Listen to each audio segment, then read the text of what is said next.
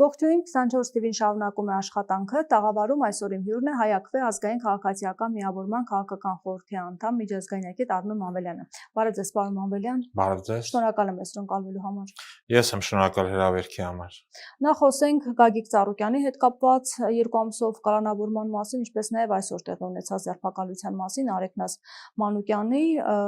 ըստ քրեական գործի նա պետական գաղտնիք պարունակող հայտարարություն թե հրապարակում է արել, ամեն դեպքում տեղեկություն է փոխանցել, բավականին ծանր մեղադրանք է։ Այս ձերբակալությունները, կալանավորումները ընտրություններից հետո ինչով է բացատրում, արդյոք Փաշինյանի ասած հայտարարությանն է հաջորդում եւ ինչ նպատակ ունի, երբ Փաշինյանը ընտրվել է, բայց շարունակում է նման ճնշումները դիմադիրների նկատմամբ։ Եթե հիշում եք, եթե չեմ սխալվում, ես ձեր տաղավարում ասել եմ, եթե Փաշինյանը վերարտադրվի, ապա հաջորդ քայլը լինելու է մասսայական այս ձերբակալությունները եւ քաղաքական հետապնդումները։ Այսինքն եթե մահատուկ են դեպքեր են, ապա դա մասսայական զանգվածային բնույթ է կրում, ինչը մենք տեսնում ենք։ Պատճառը կապված հենց ընտրությունների հետ, պայմանավորված, որ ինքներն է շատ լավ հասկանում, որ ընտրություններում իրենք չեն հաղթել, իրենք այդ 49 ու քանի տոկոսն էլ հավաքել են բավական լուրջ զանգվածային կեղծարարության, ասեմ, շնորհիվ։ Եվ որպեսզի կարողանա իր քաղաքական օպոնենտների, ասում են, բերանները փակի, սկսել է զանգվածային ձերբակալություններ, ահաբեկման գործողություն է սկսել, որը նկատենք, որ սկսել է դեռ մինչև ընտրությունները, էլի մոտավորապես 700-ից ավել տարբեր քաղաքական ակտիվիստներ էին ձերբակալվել, ընդդիմադիրների շտաբերն էին շրջափակում ժամանակ առ ժամանակ, եւ միայն այդ ահաբեկումների եւ կեղծարարության շնորհիվ իրենք կարողացան ինչ-որ արդյունք գրանցել։ Հիմա իրանց հարկավոր է այս արդյունքները ամրապնդել, արդյունքների ամրապնդման հիմնական ձևը զանգվածային ձերբակալություններն են, որտեղ եկեք սա հիշենք, Գագիկ Ծառուկյանի քաղաքական կուսակցությունը Բարգավաճ Հայաստանը հաղթահարել էր 4%, բայց իրանք կեղծիքների եւ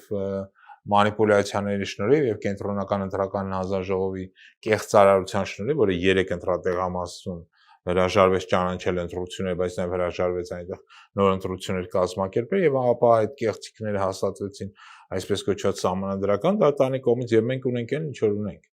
Այսինքն գործող քաղաքական ռեժիմը փորձում է այս ամենի միջոցով հավաքի հնարավորին շատ ձայներ,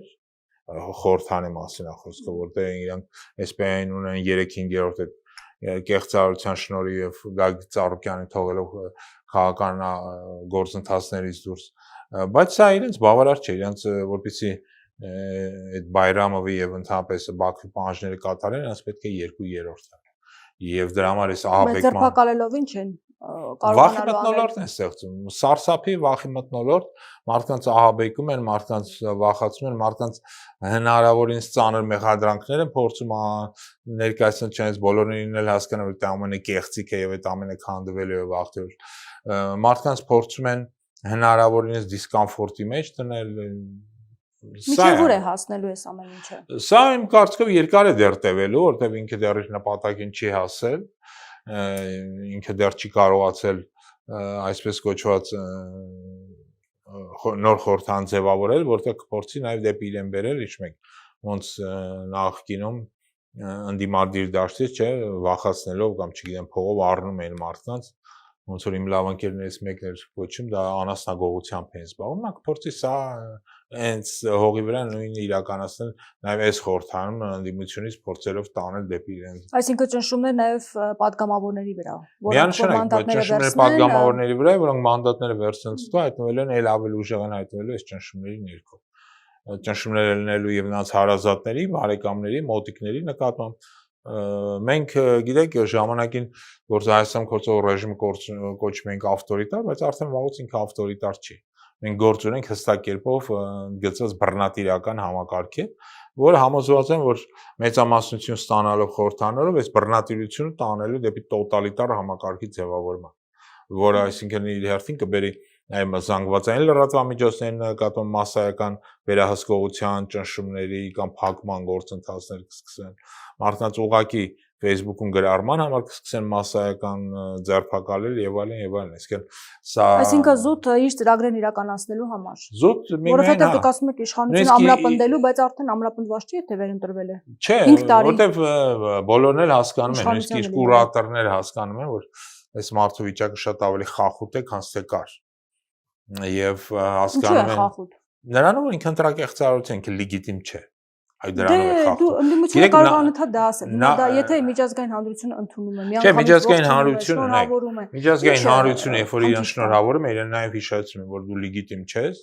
բայց ունես մեր դաբրոն, որովհետև SSS գործընթացները իրականացնելու համար։ Եվ այս ճնշումը իր նկատմամբ անդադ լինելու, հենց այդ նույն միջազգային հանրությունը։ Մի կարծիք այնտեղ մարդիկ են, որոնք չեն հասկանում, չեն տենում ու չեն վերլուծում Հայաստանում ինչի է տեղ ունենում։ Հստակ կերպով հասկանում են։ Հասկանում են, որ այս անձը լեգիտիմ չի, բայց այս անձը իրենց պետք է, իրենք օգտագործում են այս անձին։ Իրենց ձեռնատու է, որ այս անձը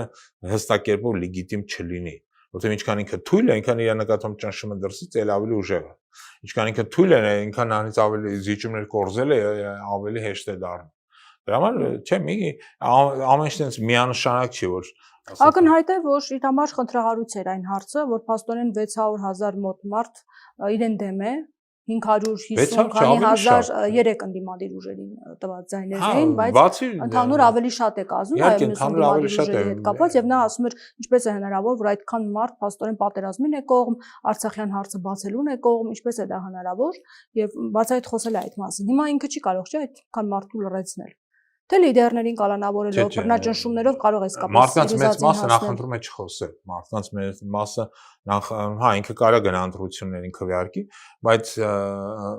խոսել, իր կարծիքը հայտնել ինքը վախենում է։ Իզուր չէ որ նրանք արագի մեջ նաև օրենք ընդունեցին, որով մի հսկայական հատված, ովքեր Հայաստանում չեն մարդկանց, նրանց զրկեցին ձայնի իրավունքից, ինչը հակասահմանադրական է, ընդհանրապես հակասում է միջազգային բոլոր օրենքներին։ Չես կարող Հայաստանի Հանրապետության քաղաքացուն զրկես ձայնի իրավունքից, բայց իրեն գնացին դրան։ Այսինքն այս մարդիկ ոչ մի բանի առաջ չեն կանգնել, բայց միաժամանակ այս ամենը նաև ցույց է տալի իրենց թուլության մասին։ Եթե իրանք ուժեղ լինեին, իրանք հիմա Գագիկ Ծառուկյանին չէին ձերբակալել, նրա, չգիտեմ, առույցներն էլ չէին տանի սպանի, այնց արողակարգային ձևով։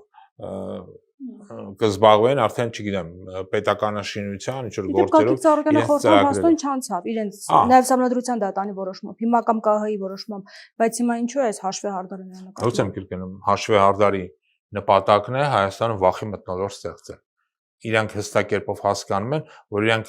հաջորդիվ գնալու են մեծ զիջումների Ադրբեջանի եւ Թուրքիայի։ Ու զիջումները միայն սահմանադրական փոփոխություններ չեն, ինչպես անք են պահանջում, որտեղ իրականության մեջ իրանք չեն պահանջում սահմանադրությունը փոխել։ Իրանք պահանջում են հրաժարվել անկախության հռչակագրից։ Բայց սա էլ է քիչ իրանք։ Իրանք տարածքներ են Հայաստանից պահանջելու, չեն բավարարվելու այսպես կոչված անկլավներ ստանալով, նորանոր պահանջներ են լինելու, այդ պահանջները շատ լավ գիտեն սրանք ու դրած են սեղանին։ Եվ որպեսզի այս պահանջները իրանք կատարեն Ադրբեջանի Թուրքիա, իրանք հնարավորինս պետք է լրացնեն մարդկանց, վախեցնեն մարդկանց։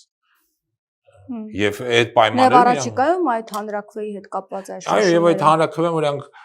չգիտեմ, կարող են կազմակերպել, փորձեն կազմակերպել, թե չեն նաեւ սահմանադրության փոփոխության հետ կապված, որովհետեւ իրանք հիմա պատրաստում են սահմանադրության մի տարբերակ, որով ասում են Հայաստան մեն իշխանություն են հաստատելու։ Ամբողջովին վերահսկելով ինտերնետը, վերահսկելով լրատվամիջոցները, վերահսկելով բոլոր քաղաքական ուժերին ու այսպես շարունակ։ Եվ բայց նույնիսկ սա բավարար չէ Ադրբեջանի շարունակական, ասենց ասեմ, աճող ախորժակը փակելու համար, որտեղ Ադրբեջանը նորանոր պահանջներ է դնելու անընդհատ։ Հայաստանից նորանոր տարածքներ, նորանոր զիջումներ, եւ սրանք պատրաստ են այս զիջումներին։ Բայց բնակչությունը պատրաստ չէ զիջումներին, եւ այդ քվեարկությունը դա ցույց տվեց։ Նրանք ոչ թե պատերազմին են կողմ, նրանք չեն ուզում Հայաստանից էլ տարած զիջվի։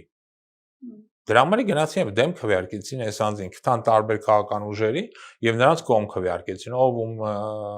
համարեց հարմար, բայց փաստորեն ավելի շատ ընդդիմությունը, ասենց ասեմ, ընդդիմադիր հատված ավելի շատ ձայն ստացավ, քան թե այսօրվա գործող քաղաքական ռեժիմը։ Բայց իրան հենց այդ շատ ձայները պետք է նորից եմ կրկնում Դե ինքը Ադրբեջանի անընդհատ աճող ընտրակաշառքետվեց, դրա համար շատ ձայներ են ստացել։ Դե առաջին ընտրակաշառք տվող հենց ինքն է եղել, մենք նույնիսկ երբ որ բացեք նայեք, թե ով ինչքան ծախսեր է արել, բարձրացնում որ ասենք թե այսօրվա քաղաքական ռեժիմը, այն պաշտոնական ծախսերը որ կան, կրկնակյալ ավելի շատ է ծախսերը, քան թե ասենք թե Հայաստան դաշինքը եւ ուժեղ Հայաստանը միասին վերցրել։ Իդեպ հաստաբաններն ասում են $1 միլիոն միայն դրոն շոուների վրա է ծախսվել։ Տարբեր բաների վրա, ասենք թե օրինակի համար սահմանադրական դատարանում բանը ներկայացրել են, միացության թվեր ներկայացրել են, որ իրանք կեղծ պայմանագրեր են կնքել իրենց գրասենյակները վարձակալելու համար։ Իսկ գրասենյակին վճարել են պաշտոնապես 20,000 դրամ։ Եվ որ կողքի գրասենյակները արժեն 200,000, 300,000 դրամ։ Ոնց եք վճարել։ Իսկ պարզա որ այս ամենը արվել է, որ այն գումարները, որ իրականում ծախսվել է, չերևա, որովհետև օրենքը գիտեք, արգելում է 800 միլիոն դրամից ավելի գումար հնարավոր չի ծախսել, բայց մարդիկ ծախսել են մի քանի անգամ ավելի շատ։ Եվ պարզա որ այս ամենը հենց ընտրակաշարքի ձևերից մեկն է, ասենք թե թոշակների բարձրացում ընտրակաշարքի հենց ապրիլի 1-ին ընտրակաշարքի ձևեր, նույն այսպես կոչված առողջապահության ապահովագրության համակարգի ներմուծումը, նույնպես այդ այսինքն իրանք մեր գրպանից վերցրած փողերով բավական մեծ ընտրակաշարք են բաժանել, անունը դնելով իբր թե թոշակ են բարձրացում ապահովագրությունն են, որը եւ ազդել է դրա վրա ընտրությունների արդյունքների վրա։ Էլ չասած, ասենք թե մնացած ամեն ինչ որ նրանք անում են գախնի փակ, որը հնարավոր չի վերահսկել։ Այսինքն եթե ընդդիմությանը ամբողջ օրը 24 ժամ իրանք վերահսկում են եւ փորձում են գախնալսել, ապա իրենց ով է գախնալսելու։ Այդ հնարավորությունը ընդդիմությունը չունի։ Իդեպ Ադրբեջանի արտգործնախարարը հայտարարություններով է եկել մի 3 հարցի վերաբերյալ կարևոր մեզ համար խոսել են, նախ սահմանադրության մասին է խոսել, նորից պնդել, որ պետք է անկախության հռչակագիրը հեռացնեն, որ հետո խաղաղության համաձայնագիրը ստորագրվի, նա նշել է, որ արդեն տեքստը պատրաստ է իրենց կողմից, ամեն աշխատանք արված է, սպասում են, որ սահմանադրությունը փոխվի, հետո Զանգեզուրի միջանցք, այսպես ասած, այդ ձևակերպմամբ խոսել է, որ աշխատանքները պետք է Հայաստանը տանի եւ նաեւ խոսել է սահմանազատման մասին, ասել է, որ կանոնավոր աշխատանքներ են հանձնաժողովում իրականացվում եւ ընդգծել, որ սահմանազատման գործընթացը կշարունակվի հյուսիսից հարավ, գործընթացը կիրականացվի եւ կլուծվեն էքսկլավային գյուղերի հարցերը։ Հիմա ինչ գործընթաց է սպասվում, ինչ գյուղերի մասին է խոսում Բայրամովը։ Այդ 3 գործընթացն են, որոնց մասին ինքը շեշտել, չի բխում Հայաստանի շահերից, բխում է միայն Ադրբեջանի շահերից։ Որտեղ որ ինքը ասում որ գնում է սահմանազատում հյուսիսից հարավ, դա մեջ բավական մեծ սուտ կա։ Հյուսիսից հարավ սահմանազատում չի գնում։ Իրանք սահմանազատում անում են միայն այնտեղ, որտեղ իրանք պատրաստվում են ներխուժել Հայաստան։ Այսպես կոչված հյուսիսում Տավուշում իրանք քանի որ պատրաստում են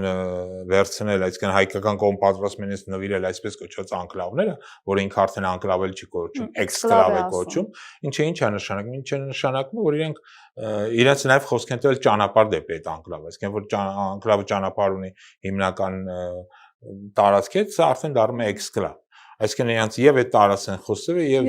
եւ ճանապարհ դեպի այդ տարածք։ Սա այս ամբողջը սկսելու է նաեւ վերաբնակեցնել։ Եթե դուք քարտեզը վերցնեք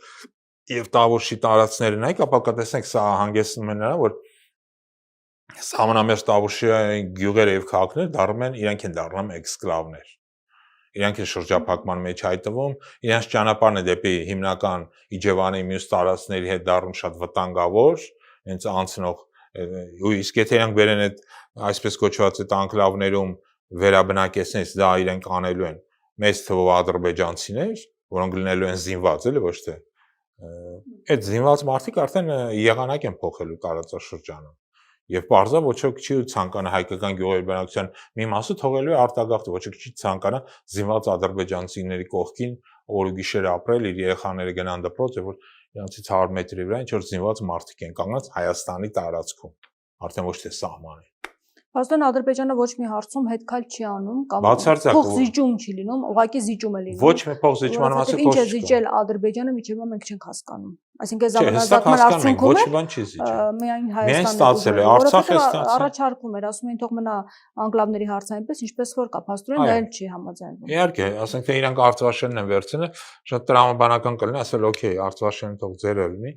Բայց դա էլ չեն ասում։ Բայց իհարկե դա էլ չեն ասում, որ Ադրբեջանը չի պատրաստվում ոչ մի Արցախյան Հայաստանը վերադարձնել։ Եթե ինչ որ մեկը կանգնի հայտարարի, որ Արցախյանը վերադարձնել են, սուտ են ասում, եւ բայց դրա փոխարեն պահանջում է Հայաստանից տարածել, նույն Տիգրանաշենն է պահանջում, նույն 3 գյուղ է պահանջում արդեն Տավուշի մարզից, ու այդ պահանջները շարունակաբար նորից եմ կրկնում աճելու են։ Այսինքն Ադրբեջանը չի կանգնելու ու ասի այս հարցերում բավարարվեցինք, էլի հայերը մեզ այսքան զիջեցին, մենք այլևս էլ ոչինչ չենք ուզում, չէ, անընդհատ ուզելու են։ Այդ 300,000 ադրբեջանցիների գալու հարցն էլ, որը սրանք ասում են իբր թե ուր են այդ ադրբեջանցիները խիչ եկան։ Հավատացեք, վաղ թե ուշ այդ հարցն էլ է դնվելու սեղանին ու մի օր կբարձրվի, անկարծակի որ արդեն այդ հարցը կա, այդ հարցը քննարկվում է, իզուր չէ որ Ադրբեջանը ահռելի գումարներ է ծախսում, չգիտեմ, Նախիջևանում, Բրյուսելում, Վաշինգտոնում տարբեր լսումներ է կազմակերպում 300,000 ադրբեջանցիների վերադարձի մասին։ Նորից եմ գրում, սա ընդհանրապես ժամանակի հարց է։ Քանի սրանք իշխանություն են, Հայաստանը անդադ Ադրբեջանին զիջումների է գնալու։ Իրենք կարող են սպառնել միայն Հայաստանի ինդիմությանը, ոստանելով սպանել, սատկացնել, կզծնել, իսկ Ադրբեջանի համար իրենք հլուկ գառի նման նրանց բոլոր պահանջները կատարում։ Բայց դուք ինչ եք կարծում, ինչ որ բանի կարող է Փաշինյանը հասնել այս ձերբակալություններով, կալանավորումներով, այս ճնշումներով։ Ես համոզված եմ, որ ոչինչ էլ չի կարող հասնել, որտեղ մարդիկ չեն պատրաստվում հետքայլ անեն, չեն պատրաստվում գնալու կոմպրոմիսի, որտեղ սա խնդիրը նույնիսկ իրանց անձի հարցը չի, այստեղ խնդիրը Հայաստանի այս Հայաստանի մի փոքր իսկ կտորը, որ մնացել է Հայաստանից, հատվածաբար Ադրբեջանին զիջելու սրանց քաղաքականության մասին է։ Իսկ մարդիկ չեն ցանկանում, ասում են, բավ է լավ, ինչքան զիջեցինք, ոնց կարելի է անդադ զիջել։ Անընդհատ հայկական կողմը թույլի եւ Ադրբեջանից ու Թուրքիայից կախվածի դիրքում լինի։ Բայց ցավոք սրտի քանի որ աշխարհակահաղական իրավիճակ է ստեղծել, որ Հայաստանին այս թույլ վիճակը շատ ձեռնատու է բոլորին։ Ոչ միայն Ադրբեջանի, Թուրքիան ու Եվրամիությանը, ու Միացյալ Նահանգները, որոնք գալիս են Հայաստանից ինչ որ ճանապարհ են վերցնում 99 տարով։ Առանց բարձրնելու թե ճանապարհը ինչ է սկզբունքներով աշխատելու, ում է ձեռք տալու, կեղծ լուրեր են տարածում, որ իբր թե դա լինելու է մաս ինչ որ միջին միջանցքի չինական, որը բացարձակ սուտ է։ Չինաստանը ոչ մի հետաքրքրություն չունի Զանգեզուրի միջանցքի նկատմամբ եւ սա լինելու է ընդհանրեն թուրք-ադրբեջանական սկզբում տրանսպորտային կապի միջոց, հետագայում իրենց հավակնությունները հարավի Սյունիքի նկատմամբ իրենք այդ ճանապարհով են հիմնավորելու։ Սա Հայաստանի տարածքի ամբողջականության նկատմամբ հավակնության լավագույն ձևերից մեկը, լավագույն ճակերտների մեջ։ Իդեպ երեք ռուսական առաջին ալիքը մի տեսանյութ էր հրապարակել, որտեղ ԵԱՀԿ գլխավոր քարտուղարը ասում է, որ պատրաստ է օգնել հեռացնել հայ առաքելական եկեղեցու կաթողիկոսին, իդեպ նա կարծում է, թե Փաշինյանի հետ է զրուցում, բայց իրականում շփվել է պրանկերներ Վովանի եւ Լեքսոսի հետ։ Այս մասին ինչ կասեք։ Գիտեք, ես չեմ ցանկանում մեկնաբանել, բայց նա փաստորեն այդ պատրաստակամությունը այն որ սրանք թուրքերի հետ նստում վեր են կանում եւ խոսում են ամեն ինչ։ Եթե նաև կաթողիկոսի հեռացման հարցը, ես համոզված եմ, նայեք, թե հայաստանյան առաքելական եկեղեցու խնդիրը,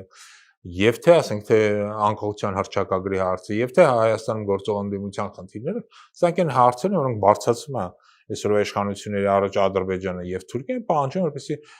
այսօրվա ռեժիմը այդ հարցերում գնա եւս զիջում, այսինքն ճնշի, թուլացնի, ոչնչացնի այս բոլորին։ Թե ընդդիմությանը, թե եկեղեցուն վերացի անկախության հռչակագիրը, որտեղ Իդեպ Ռուսաստանից էլ էին խոսել այդ մասին, որ Եվրոպան աջակցում է կաթողիկոսի հեռացման հարցում։ Նարիշկինն է խոսել։ Նայեք, Եվրոպան աջակցում է Հայաստանում բռնատիրական համակարգի կառուցման հարցում։ Սա է ամենավտանգավորը, որ Եվրոպայի այսպես կոչված ցավով եմ ասում, այսօրվա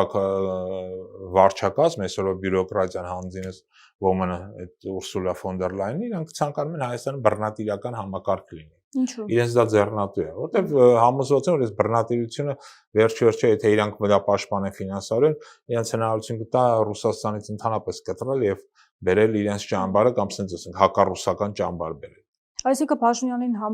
հաջողվում է համոզել նրանց, որ բոլոր ընդդիմադիրները ռուսական ազդեցության տակ են եւ դրանով նաեւ աջակցություն են ստանում, այսպես ասած, Դե ժամանակը ցույց է տալիս, որ հայերն հաջողվում է։ Ժամանակը եթե չեմ սխալվում, Արմեն Աշոտյանն էր ասում, որ եթե սրանք իրենց օպոնենտներին կոչեն ռուսամետներ եւ ապա գնդակարեն հենց հրապարակի կենտրոնում, ապա ոչ մի եվրոպացի չգասի, այս ինչ է կանում։ Okay, եթե իրենք ռուսամետ են, նորմալ է։ Այս տրամաբանությունը ցավոք սրտի աշխատում է, հաշվի առնելով Ռուսաստան, Եվրամիություն, փաստացի Ուկրաինա տարածքում գնացող պատերազմ։ Եվ սա էլ հանգեցրել է նա, որ այս անձը փորձում է բոլոր ճամբարներով վազազի ու գտնի ինչ որ իրավիճակային լուծումներ իր քաղաքական ռեժիմը պաշտպանելու համար։ Այսինքն այդտեղ չկան լուծումներ իշա Հայաստանի, ստեն կան լուծումներ հստակ իշա իրենց քաղաքական ռեժիմի, իրենց խմբակի, ոնց որ սիրում են ասել։ Այդ դրա համար Ուրսուլա ֆոն դեր Լայնը գալիս ինչ որ մեծ խոսումներ տալի, բայց ինչ որ պա սրանք էլ են հասկանում, ասենք որ նույն իբր թե 400 միլիոնանոց եվրոպական շուկան ձեր առաջ բաց է եւ այլն, շատ լավ հասկանում, սա կեղծիք է։ Դրա համար դրանցով վազելով գնում է, որտեվ եվրոպական շուկան ոչ մեկի առաջ է բաց չի, փակ շուկա է։ Ամենափակ շուկաներից մեկն է, որտեղ շատ խիստ մրցակցություն կա։ Այնտեղ մտնել կարող են միայն մեծ պետությունները, նույնիսկ Ուկրաինան, որը բավական մեծ տերություն է, գյուղատնտեսական մեծ երկիր է, նույնիսկ իրանց սկզբին բացեցին, հիշում ենք, երբ որ սկսեց ռուս-ուկրաինական պատերազմը, հիմա փակել են։ Որտեղ իրենք են մեծ գյուղատնտեսական մեծ արտադրողները։ Ասենք միայն փոքր Հոլանդիան աշխարհի ամենախոշոր գյուղատնտեսական մթերքներ արտադրող երկրներից մեկն է։ Իրանք կթողեն, որ այդ շուկան մտնի ինչ որ մեկը։ Թուրքիային են մասամբ թողել տվե մտնել այդ շուկա, բայց Թուրքիանը կարողանում է մտնել, որտեղ ինքը մեծ տերություն է եւ ինքը սուբսիդավորում է իր ապրանքները։ Նույն ասենք թե Եվրամիության ամենախոշոր ծիրան ներմուծողը հենց Թուրքիան է։ Մրցակցել սուբսիդավորվող յուղատնտեսական ապրանքի հետ Հայաստանը չի կարող։ Հետևաբար այդ ամենը սուտ է, որ շուկան բաց է եկեք։ Եթե ճիշտ դներ Դասն բաքսատուրքերը կանեն 80%։ Այս անձը չէր գնա էլի Ռուսաստան Միշուսինի հետ հանդիպելու, որ խնդրելու, որ բացեք, թողեք հայկական ապրանքը գա։ Այնա, եթե բացը 400 միլիոնանոց Ռուսաստանի սա բնակչությունը 1140 միլիոն, թե գնում 140 միլիոնանոց շուկա։ Հասկանում ենք, չէ՞ որ այս ամենը հիմնված է ստի եւ կեղծիքի վրա, որ ոչ մի եվրոպական շուկա բաց չի, եւ սա ընդհանրապես գործողական ռեժիմի աջակցելու նա PR-ով զբաղվելու ձևերից մեկն է։ Հիմա դու կարծում ես, որ նա գնացել էր եւ խնդրում էր, որ համագործակցությունը շարունակվի։ Ասում եմ, խնդիրներ կան, պետք է այդ խնդիրները կարողանանք լուծել։ Միանշանակ գնացել էր խնդրելու, որպեսզի ռուսական շուկան նորից բացվի հայ գյուղատնտեսական ապրանքների համար։ Սա մեր համար շատ կարեւոր է։ Բայց որպեսզի այս իրավիճակը շարունակի աշխատել, միայն տնտեսական հարաբերությունները բավարար չեն, պետք է նաեւ հստակ կերպով ընդգրկված քաղաքական հարաբերություններ լինեն։ Իսկ որ իրանք Հայաստանում ձերբակալություններ են անում ու են անվանտան, որ իբրե սրանք պրոռուսական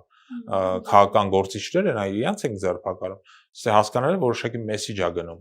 Ռուսաստան, որ հենց այդ օրը Փաստորեն Ծառուկյանին ձերբակալեցին։ Սա որոշակի մեսիջ է գնում, որ այս մարդիկ չեն պատրաստվում ոչ մի քայլ հետ կանգնել։ Ուզում են իրենց ապրանք ուղարկեն Ռուսաստան, ռուսները սենց են նայում։ Սրանք ուզում են իրենց ապրանքը ուղարկել Ռուսաստան, ռուսական շուկայից օգտվել, բայց վարել հակառուսական քաղաքականություն։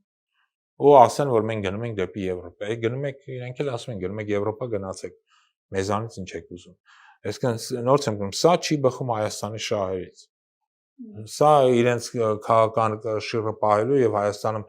ինչ որ դիրքեր պահելու եւ դրա դիմաց Ադրբեջանին ու Թուրքիան զիջումներ անելու ընդհանրապես քաղաքական կուրս է։ Ուրիշ բան չկա։ Բայց միգուցե համաձայնության կան, որովհետև Միշուստինը նշել էր, որ Ռուսաստանը անհամբեր սպասում է հունիսի 7-ին կայանալիք խորհրդանական ընտրություններից հետո ձևավորվող Հայաստանի նոր կառավարության հետ հարաբերությունների զարգացմանը։ Ես չեմ բացառում, որ կարող են եւ գալ համաձայնության, որտեղ նորից եմ կրկնում։ Աշխարհակահական այս իրավիճակում բոլորը փորձում են օգտվել։ Երբ որ տանում են Հայաստանում թույլ իշխանությունները, բոլորը փորձում են թույլությունից օգտվել։ Թե ռուսները, թե Արևմուտքը, թե Ադրբեջանը, թե Թուրքիան։ Այս իշխանությունը ձեռք չի տալիս միայն Հայաստանին, նրա ազգին ու նրա շահերին։ Մնացած բոլորը օգտվում են։ Եվ սա շատ ծանր իրավիճակ է ստեղծում Հայաստանի համար։ Երբ որ դու անընդհատ թույլ մարդկանց ես բերում իշխանության, որոնք ընդհանրապես կարող են միայն ընդդիմությանը ձերբակալեն առավոտ շուտ։ Հայաստանը վերածվել է, չգիտեմ, նացիստական պետության, երբ որ ամեն օր բացում ես Facebook-ը, տենում ես այսօր առավոտ շուտ եկել են այս մարդու տուն, ձերբակալել են եւ տարել են։ Այսօր Արեգնաց Մանուկյանն է, չէ՞, ձերբակալել տարել։ Ու սենց շարունակաբար ամեն օր մեկին մի քաղաքական գործի ձերբակալում։ Եվ Արևմուտքը սա ընդունում է որպես օքեյ, ամեն ինչ նորմալ է, սրանք պրոռուսական քաղաքական գործիչներ, սրանք կարելի է եւ ձերբակալել, վաղը նաեւ կարելի է սկսել նաեւ գնդակահարել։ Նաեւ Ավետիք Չալաբյանի նկատմամբ եղավ գործողություն։ Եվ նույն Ավետիք Չալաբյանի նկատմամբ է, նայեք, Հայաքվեն վաղուց էր գտնում իրենց թիրախում եւ առաջին հերթին հենց Ավետիքը որպես Հայաքվեի քաղաքական լիդերը եւ ընտրություններից հետո կեղծ մեղադրանքներով Ավետիքի նկատմամբ այս ամենը, որ նրանք սարքել են, պայմանավորված զուտ Ավետիքի քաղաքական եւ հասարակական գործունեության պայմանավորված այն փաստով Ավետիք Չալաբյանը ամենասուր քննադատության էր ենթարկում սրանց հստակ կերպով ասել որ այս մարդիկ տանում են պրոթուրքական քաղաքականություն որ այս մարդիկ երկիրը տանում են կործանման, երկիրը տանում են Թուրքիա եւ ադրբեջանական այս թուրանական ծրագրի մաս կազմելու ուղով են տանում եւ սա պետք է կանխել։ Այս խոսքի համար, այս քննադատության համար նրա համար որ Ավետիք Չալաբյանն ասում որ չէր կարելի Արցախը հանձնել Ադրբեջանին, չի կարելի հրաժարվել անկախության հռչակագրից եւ այլն, այս ամենի համար Ավետիք Չալաբյանն այսօր գտնվում է բանտում։ Ցավոք սրտի մենք ապրում ենք այս երկրում, որտեղ արդեն հստակ կերպով կազմակերպված բռնատիրություններ է տիրում։ Բայց ձեզ համար ընկալելի է, որ այս բոլոր գործողություններն իրականացումը եւ չկա փողոցային պայքար, չկա ճնշում, չկա ընդդիմադիրների համախմբվածություն։ Իդեպ նույն Սահմանադրական դատարանի որոշման մասով ասում են, եթե լիներ ճնշում, միգուցե այլ որոշում կայացվեր ԲՀԿ-ի մասով, բայց քանի որ չկային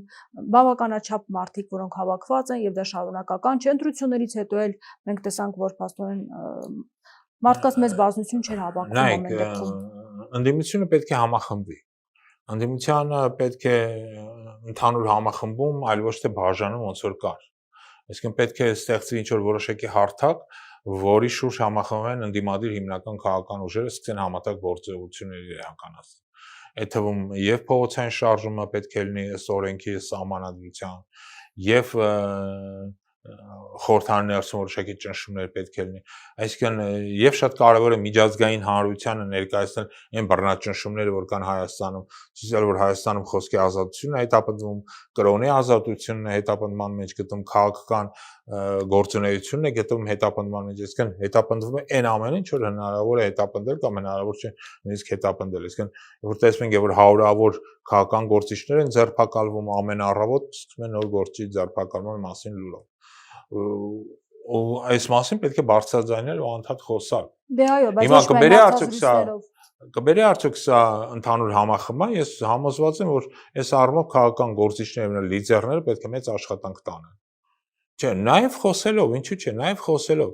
նաև ինչ-որ կենտրոններ ստեղծելով, ինչ-որ հարթակներ ստեղծելով, բացատրելով մարդկանց, Դե այդ հարթակներն ինչ արդյունք տվեցին։ Որ սրանց դե ուրեն այդ հարթակները չկան։ Միասնական գործունեության ընդհանուր հարթակներ։ Դալիճներում փակ քննարկումներ կամ բաց քննարկումներ, ֆորումներ, կոնֆերանսներ։ Դե ես չգիտեմ, թե լինում են այնպես բաներ։ Բաց լինում են, դե տեսել ենք այս տարիների ընթացքում։ Կարող է տարիների ընթացքում տեսնենք, բայց խոսքը այսօրվա մասին։ Չէ, այսօրվա։ Որտեղ հիմա լրիվ այլ իրավիճակ է ստեղծվել։ Բայց դրանք առանձնապես արդյունավետությունն չեն ցուցաբերել։ Դալիճային քննարկումները, այսպես ասած։ Նայ, պետք է ընդհանուր ինստիտուցիոնալ համակարգեր ստեղծվի։ Որտեղ ամեն րոպե կարող է ինչ-որ իրավիճակ ստեղծի, հիշում ենք 22 թվականին, երբ որ ժողովուրդը դուրս եկե փողոց, բայց չկար այն քաղաքական ուժային ինստիտուցիոնալ համակարգը, որ կարողանար դա կարգավորել եւ ինչ-որ արդյունքների հասնել։ Այս սա է պետք ստեղծել, որտեղ սա ամեն րոպե կարող է լինի, հիմա չլինի, լավ աշնան դա կարող է լինել։ Այսինքն որտեվ այն պահանջները, որ Ադրբեջանը դնում է, դրանք շարունակաբար աճելու են, այն ճնշումը, որ կա սրանց վրա, շարունակաբար աճելու են, սրանք պատրաստ են բոլոր զիջումներին։ Այդ զիջումները կանխելու համար ես համոզված եմ, վաղ թե ուշ ժողովուրդը փողոցել դուրս կգա։ Բայց պետք չի սպասել, որ դա ամենօրյա այդ առումով լրիվ համաձայն եմ, որ Հայաստանը այն դիրքորոշման է, որ փողոցից պետք է դուրս գալ մի օր եւ հարցը լուծել։ Այլ ոչ թե օրերով, շաբաթներով, ժամերով փողոցներում լինել, որտեղ դա մարդկանց թուլացնում է, հիասթափացնում է, շատերը երկրորդ, երրորդ օրը արդեն այլևս չեն ցանկանում փողոց դուրս գալ։ Շնորհակալ եմ զրույցի համար։ Ես եմ շնորհակալ։ Զրուցում էի Հայ-Ակվե ազգային քաղաքացիական միավորման քաղաքական խորհրդի անդամ Արմեն Մամելյանի հետ։ Շարունակեք մեզ հետևել, կհանդիպենք։